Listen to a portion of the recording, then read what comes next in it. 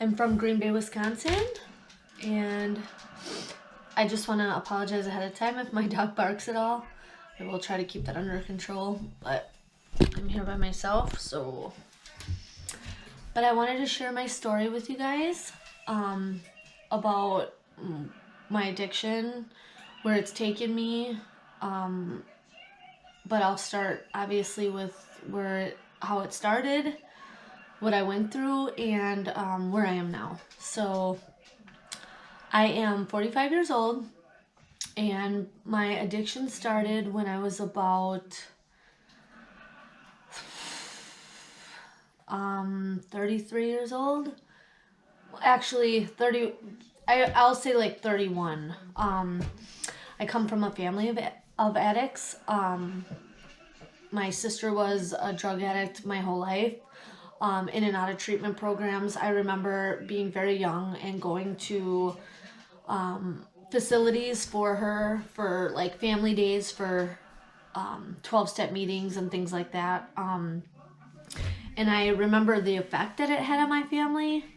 And I remember as a child saying, I'll never be like that. Seeing what that put my mom through, and what it put her family through. I never wanted that for myself. But not knowing then that I was already an addict, just without the drugs. So I grew up with my mother, who's a single mother, raising me by herself. My dad wasn't there when I was growing up. And I don't think I realized at a young age how much that affected me until I was older.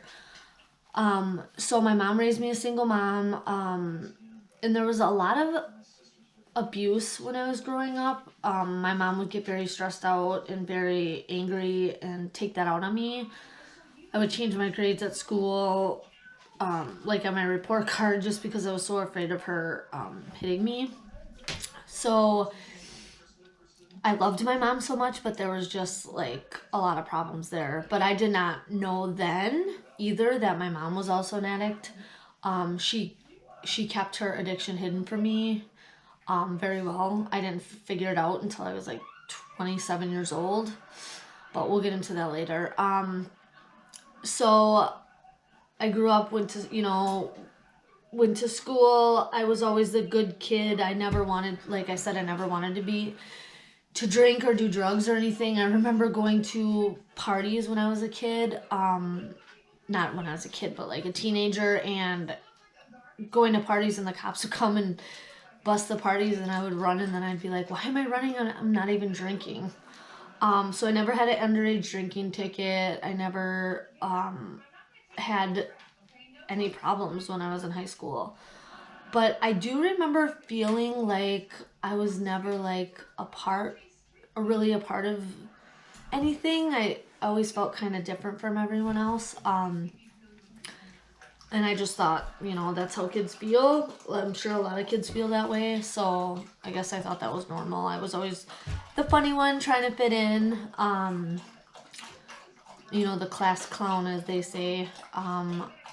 Which I feel like I still am that way to this day, but it's a little bit different now. But excuse my stuffy nose too. I have a cold, so if I blow my nose, I apologize. So went through high school, was a good kid. I never was really good at grades though. I figured out later in life that I have ADHD pretty bad. I could never focus. So that always affected my grades and stuff. So, you have to excuse me too, I have some memory issues because of my using. So if I pause, it's just because I'm trying to remember things. So went through high school, and that's when I started noticing not having a dad affected me, because I always wanted that male attention. So I didn't really date anybody through high school, but then when I, getting out of high school, I had a lot of attention from guys, and I was going out drinking at the bars and stuff, and I was making a lot of really bad choices, as far as men, as far as drinking, but I'd always say, well, I'm young. That's what young people do. And just like sleeping around, things like that. Just trying to get that attention that I never had, growing up. So then when I turned 21 is when I really started drinking a lot. I was going out to the bars all the time. Just waking up at people's houses that I didn't know. I think about it today and I'm just like, holy cow, I made some really crazy decisions and didn't even realize how, you don't realize till later and you're like, wow, I really could have got hurt in those situations. I'm grateful I didn't. But yeah, from like 21 to 23, I partied pretty hard. I still didn't use drugs then. I would smoke weed here and there, but it never really stuck with me. So I was just like, well, drinking's normal because it's legal and it's what people do. So that's okay. I remember going out for my 21st birthday and waking up in a car the next morning. My best friend and I had gone out to the bars in Madison and she couldn't get me out of the car. So I wound up sleeping in the car all night. But, at that age and because I never really drank before, I didn't see that it could be a problem. And then I just, from 21 to 23, kept going out all the time. And I wound up meeting my older daughter's father, who I actually met at a wedding. And he came there with somebody else, and he wound up leaving with me. Like I said, making bad decisions all the time. So I wound up meeting him. We wound up being together for a while. I got pregnant. And then, we were getting married at that time. And so I was 2 weeks pregnant when we got married. And just the things he did, he would go out to I wanted a family so bad because I never really had one, even though I had my mom. I always wanted the mom, the dad. So my goal in life, I always wanted to have kids. So when I found out I was pregnant, I was so excited. I just wanted to, I was getting married, I was pregnant, I was going to have the family that I never had.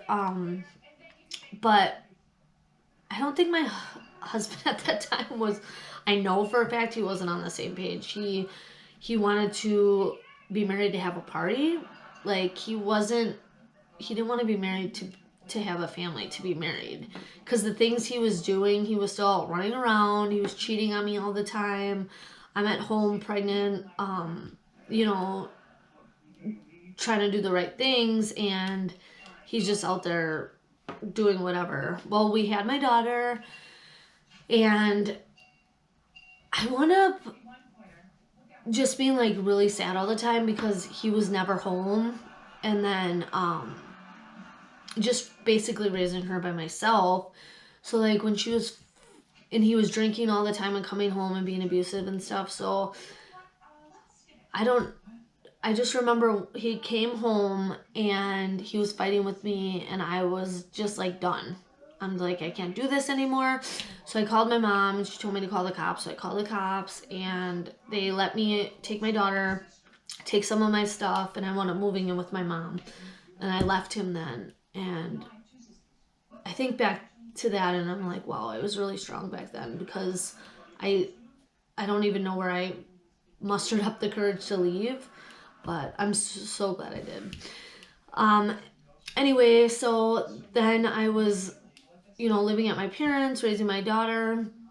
I was hanging out with my cousins and stuff, and I wound up meeting a friend of theirs who I had known for a while, but actually started talking to and stuff, and we had an interest in each other. And so we started dating, and I think it's important to talk about these things because these are the things that kind of molded how I became an addict.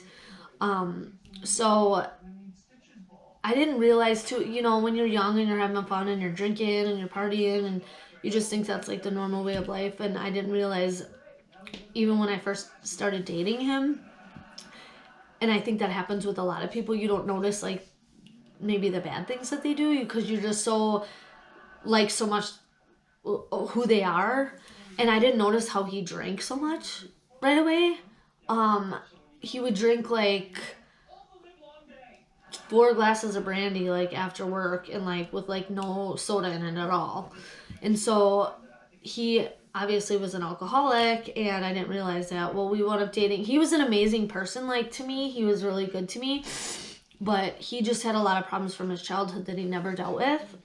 And, you know, you don't notice those things right away. Excuse me.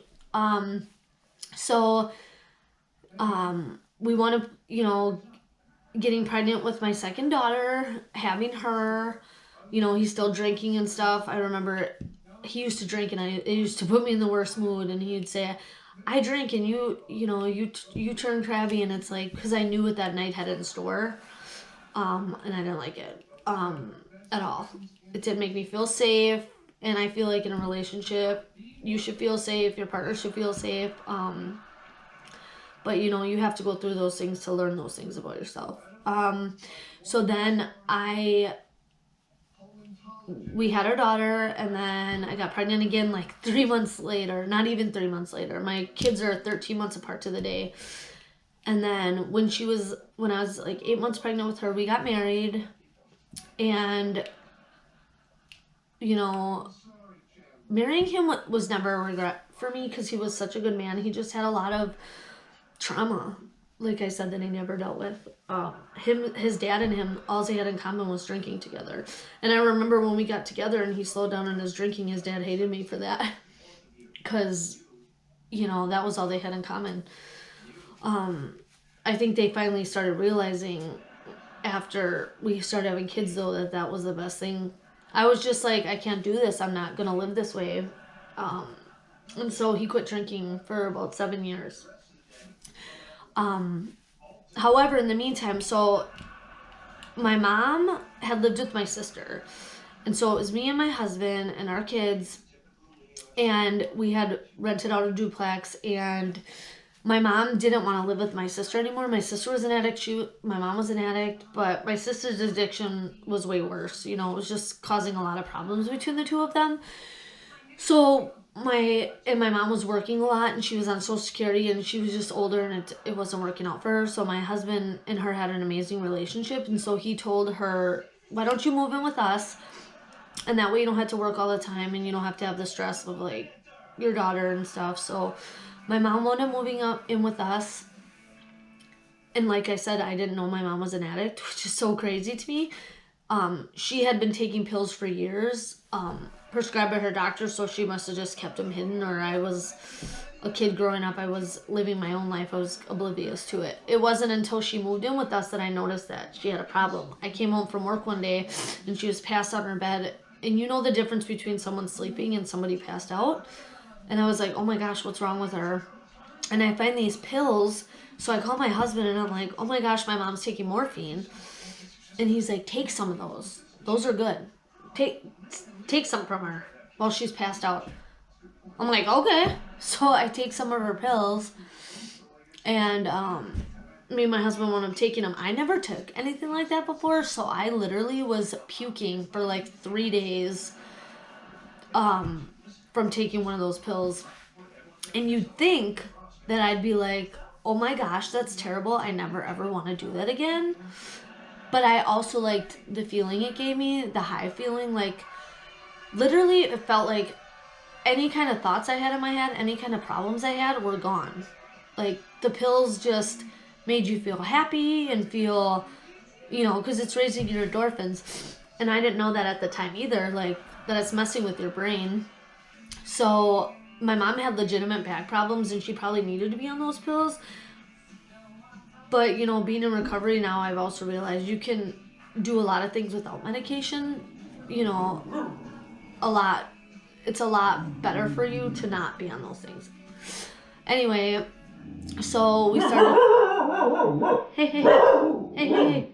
No. So we started taking those pills all the time. And my husband had quit drinking, but now he's taking pills all the time. And then he would get sick if he didn't have them. I would get sick if I didn't have them. And my mom would give them to us for a while, but then she couldn't give them to us because she'd be running out of them. So we started, my brother took pills too. Like I said, my family's a bunch of addicts. So he was getting us pills. It was just a crazy cycle. Becoming addicted to pain medication is one of the worst things I've ever gone through in my life. When you have them, it's fine and dandy, but when you don't, it really sucks.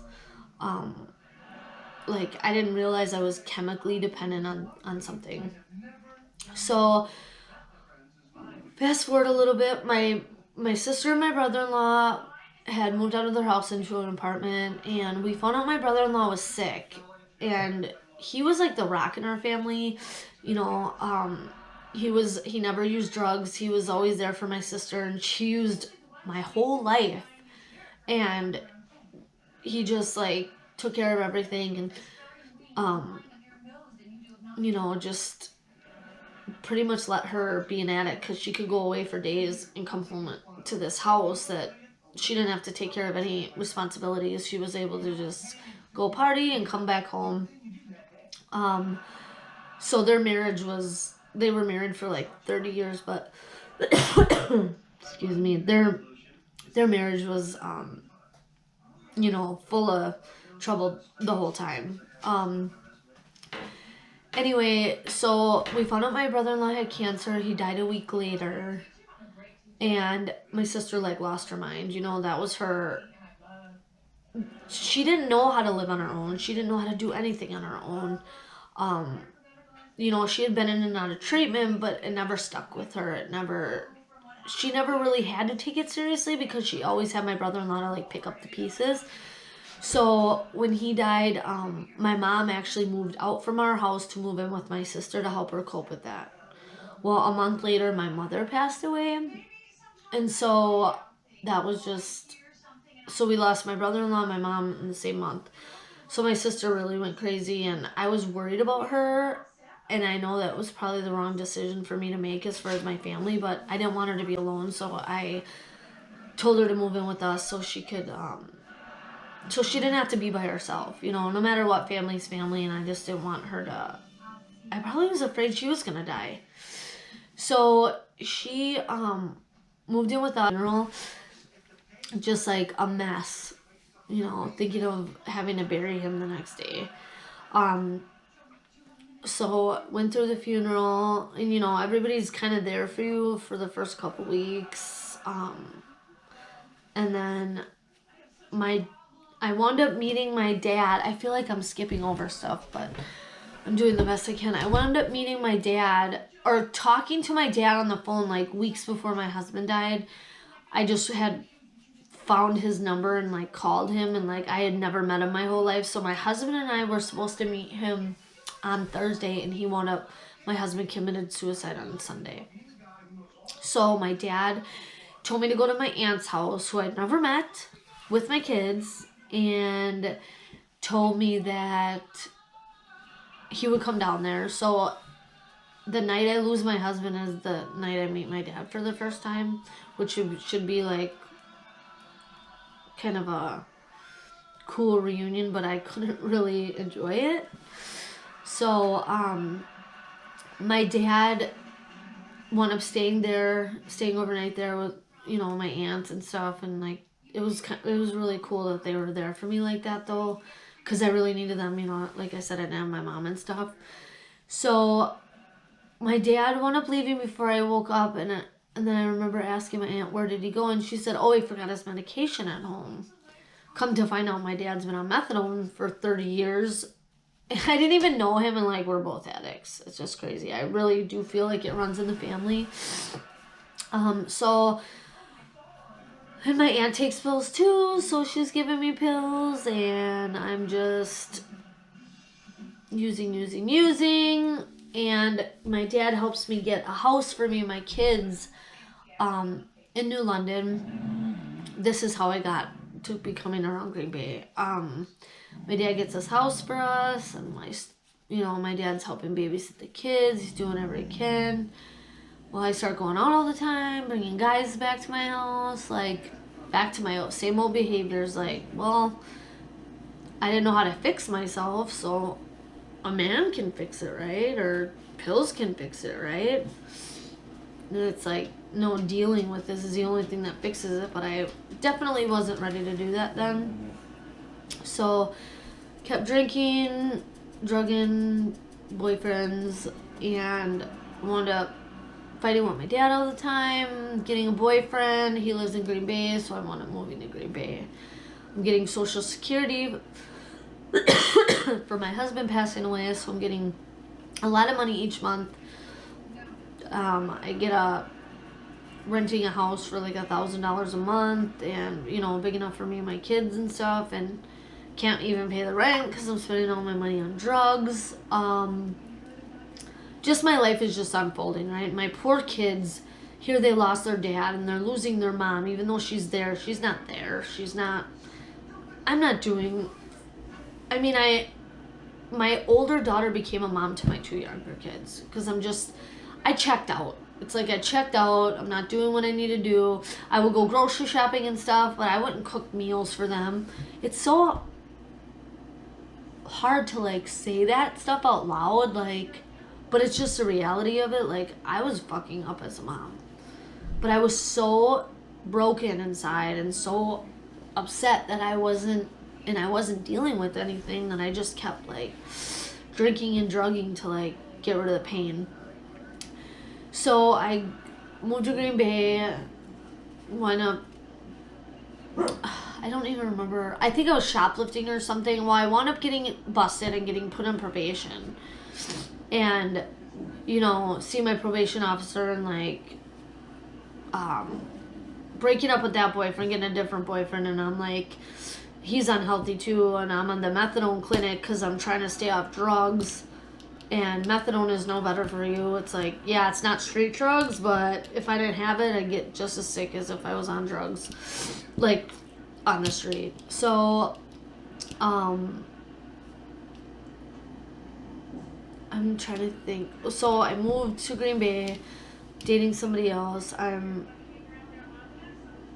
not like running the streets and stuff, but I'm just like, I don't know, just not taking care of what I should be taking care of. I totally lost my train of thought of what I was gonna say. Oh, I wound up getting on probation, and then I'm using, I don't know, I don't remember exactly what happened, but I was on the methadone clinic, and I think I went back to using drugs again or whatever, and my PO found out, and I wound up getting busted, and they took my kids away, and I wound up going to jail for a while, and I'm freaking out because my kids are taken away, and I had to be in jail for like 30 months, but I wound up getting Huber and able to see my kids, so I'm like staying clean, seeing my kids, doing what I gotta do, and then I just couldn't deal with anything that I was dealing with, and I wound up relapsing, and I had been clean for like 4 months, and I wound up relapsing, and my kids got permanently